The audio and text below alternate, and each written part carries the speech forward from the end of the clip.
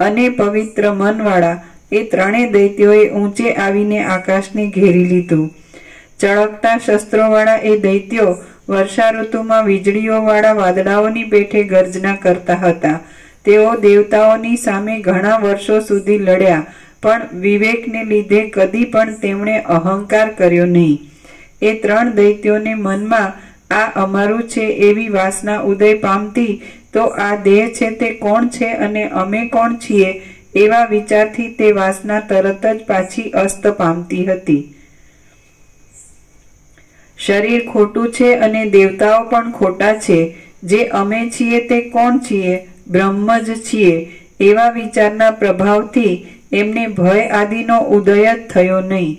આ શરીર ખોટું છે, આ યુદ્ધાદિ કાંઈ છે જ નહીં, અમારામાં શુદ્ધ ચૈતન્ય વિના બીજું કાંઈ છે જ નહીં, અને જે આ અહંકાર થાય છે તે અમારા સ્વરૂપથી જુદો નથી, એવો નિશ્ચય રાખીને તે દૈત્યો પ્રવૃત્તિ કરતા હતા. એ ભીમ, ભાસ અને દ્રઢ નામના મુખ્ય દૈત્યો અહંકારથી રહિત હતા, વૃદ્ધાવસ્થાના તથા મરણના ભય વગરના હતા, આવી પડેલા કામને જ કરનારા હતા, ધીર હતા અને વર્તમાન કાળને જ અનુસરનારા હતા. તેઓ સર્વદા આસક્તિ વગરની બુદ્ધિવાળા હતા. બીજાઓને મારવા છતાં પણ મારનારપણાનું અભિમાન ધરાવતા નહોતા. વાસનાઓના સમૂહોથી રહિત હતા અને કાર્યો કરવા છતાં પણ કર્તાપણાનું અભિમાન કરતા નહોતા. તેઓ ફળની ઈચ્છાથી નહીં પણ સ્વામીનું કામ સેવકોએ અવશ્ય કરવું જોઈએ એવા નિયમને અનુસરીને યુદ્ધમાં તત્પર રહેતા હતા. તેઓ રાગ દ્વેષથી રહિત હતા અને સર્વદા સમદ્રષ્ટિવાળા હતા. તેમણે પોતાની ખરજની પેઠે દેવતાઓની સેનાને હણી નાખી, વશ કરી, ભોગવી, હરી લીધી અને બાળી નાખી. આમ ભીમ, ભાસ અને દ્રઢ નામના દૈત્યોએ દેવતાઓની સેનાને અત્યંત ત્રાસ પમાડ્યો. એટલે તે સેના હિમાલયમાંથી નીકળેલી ગંગાની પેઠે વેગથી નાસી ગઈ. જેમ વાયુઓએ પીડેલી વાદળાઓની પંક્તિ પર્વતને શરણે જાય, તેમ દૈત્યોએ પીડેલી દેવતાઓની તે સેના ક્ષીર સમુદ્રમાં શયન કરનારા નારાયણને શરણે ગઈ. જેમ દુષ્ટ કામી પુરુષોથી બીધેલી સ્ત્રીને તેનો સ્વામી ધીરજ આપે, તેમ દૈત્યોથી બીધેલી દેવતાઓની તે સેનાને શેષશાયી નારાયણે ધીરજ આપી. જ્યાં સુધી નારાયણે શંભરાસુરને મારવાની ગોઠવણ કરી ત્યાં સુધી એ દેવતાઓની સેના નારાયણના નિવાસરૂપી શ્વેત દ્વીપમાં જ રહી. પછી નારાયણને અને શંભરાસુરને દારૂણ યુદ્ધ થયું અને તેમાં આ કાળમાં પણ પ્રલયકાળની પેઠે મોટા મોટા પર્વતો ઉડ્યા. એ સંગ્રામમાં સૈન્યો તથા વાહનો સહિત તે શંભરાસુર નારાયણના હાથથી મરણ પામ્યો અને વૈકુંઠપુરીને પ્રાપ્ત થયો.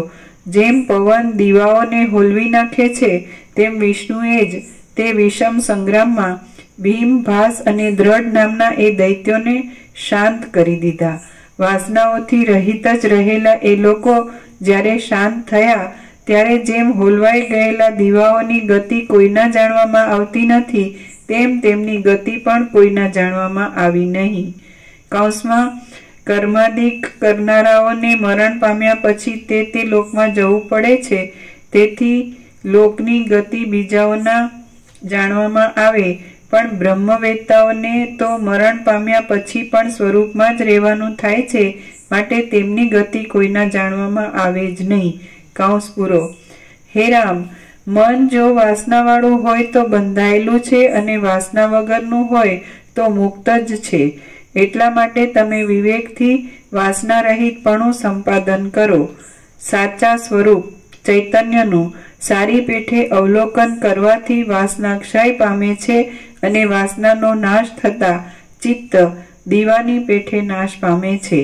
પરિપૂર્ણ ને વાસ્તવિક સત્ય એવો ચૈતન્યાત્મા આજે દ્રશ્યની ભાવના કરે છે તે દ્રશ્ય કાંઈ પણ સાચું નથી અને ભાવના પણ સાચી નથી એમ વિચાર કરીને ચિન્માત્રનું દર્શન કરવું એ જ યોગ્ય અવલોકન છે.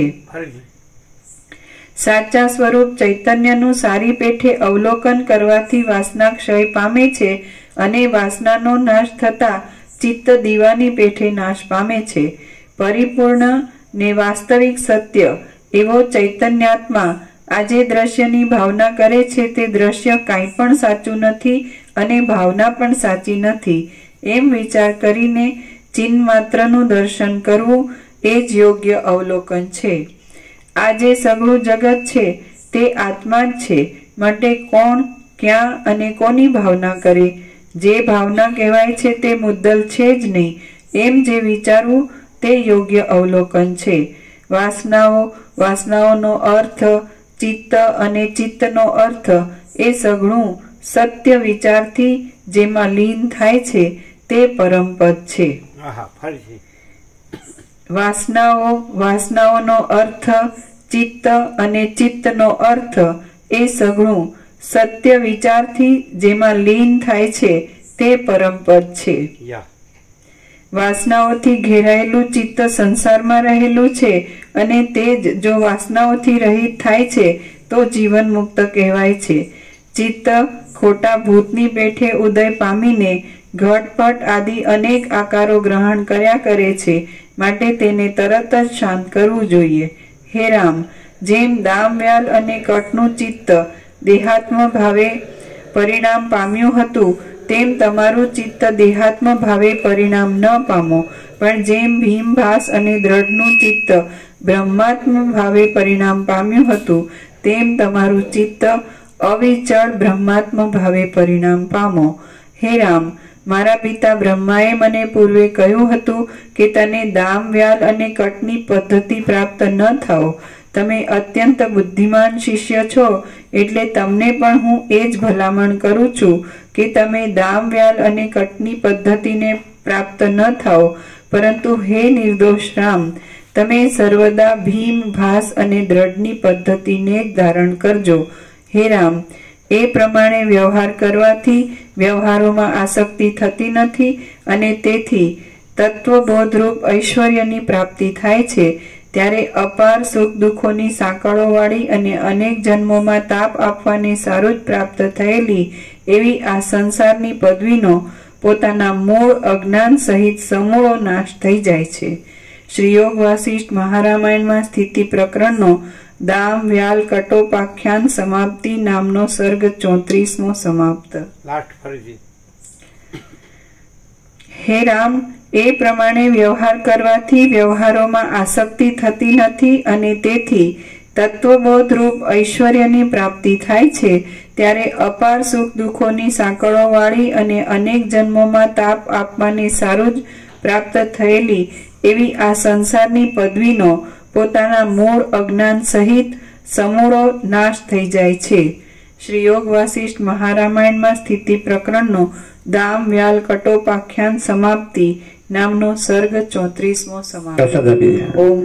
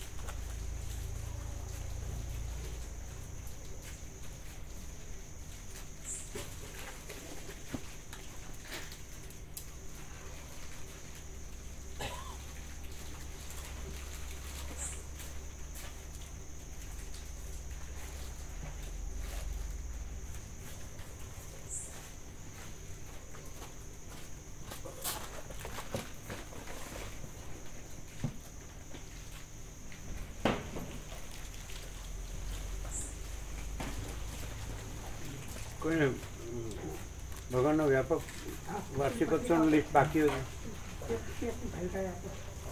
કોઈ નવા આવ્યા હોય તો ભગવાનના વ્યાપક વાર્ષિકોત્સવનું લિસ્ટ જેને બાકી હોય એને આપો.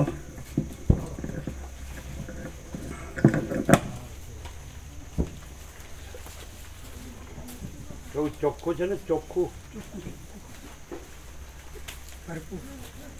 ભરપૂર પ્રકાશ, આનંદ, શાંતિ.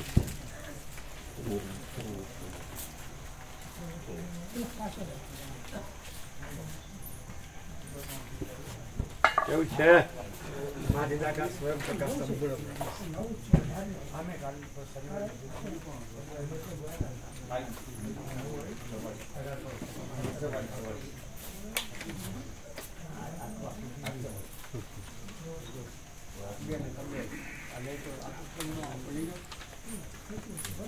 જેને લીટ આપણને એને આપ્યો આજે જ આવ્યો હોય ને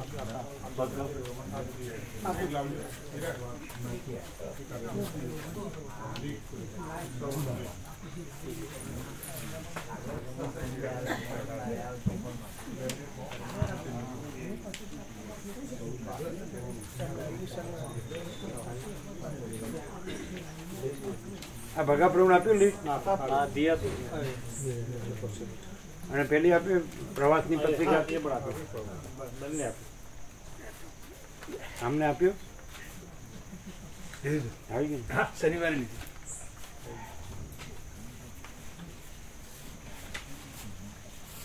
બીજા કોઈ નવા આવ્યા હોય તો આપજો.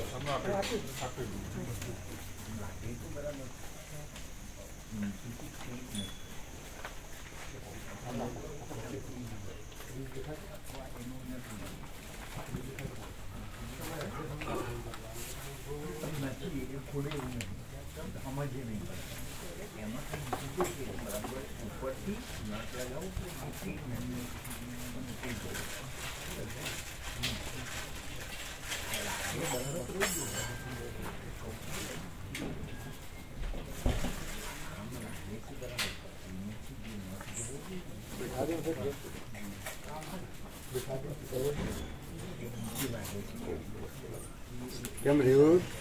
ફૂલ પ્રકાશ. હે ફૂલ પ્રકાશ. મોહ વાસનાના ખ્યાલો જે છે ને, હે મોહ વાસનાના ખ્યાલો બીજા સમજાવે ને, અને એ તો કુછ હે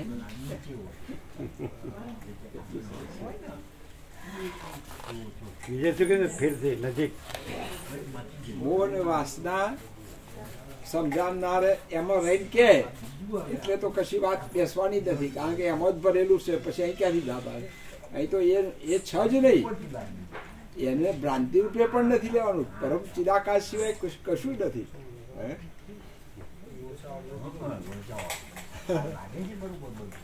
બહુ આનંદ આવે.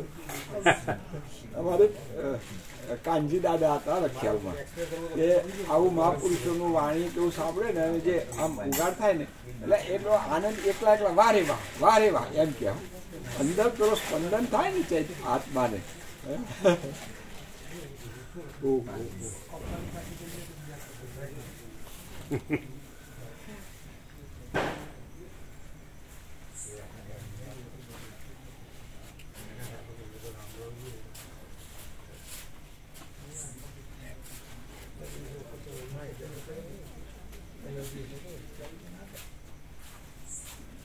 ये ले लो.